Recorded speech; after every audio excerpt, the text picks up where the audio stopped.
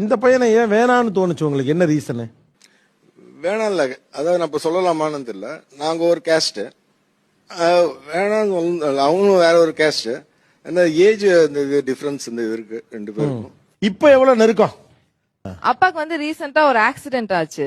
ஒரு ஒரு 2 hours Pondicherry, Chennai to Pondicherry 2 hours 2.5 hours ஜிஹெச்கே வந்துட்டான். சோ வந்துட்டு அப்பாக்கு வந்து அந்த பாத்துக்கிறது, அவங்க அப்பாக்கு வந்து இங்க 7 stitches போட்டிருக்காங்க.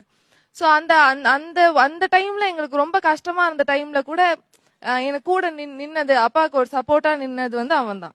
7 ஸ்டிச்சஸ் இங்க கையெல்லாம் வந்து மரிச்சா மாதிரி நான் விழுந்துட்டேன் வேற. அதனால ஒரு கையும் பண்ண முடியாது. சட்டை எல்லாம் யாரும் போட்டு விடணும், வேட்டி எல்லாம் கட்டி விடணும், காலில் முங்கெல்லாம் அடி. இவர் தான் வந்து பாத்துட்டார். 3 days எமர்ஜென்சி வார்டுல இருந்தேன். அதுக்கப்புறம் வீட்டுல வந்து நிறைய லீவ் எல்லாம் போட்டாரு. ஃபுல்லா ஒரு பையன் என்னெல்லாம் செய்யணுமோ அத அவர் பார்த்ததுனால இவருக்கு கௌஷிக் ரொம்ப மேல ஒரு மரியாதை ரொம்ப வந்துச்சு. எனக்கு வெக்கமா போயிடுச்சு. இவரை போய் இது பண்ணி ஏன் வெக்கமா போச்சு? கேஸ்ட் பாத்துட்டோமே இங்கன்னா. ஆமா சார், அதான் அழுவாதீங்க.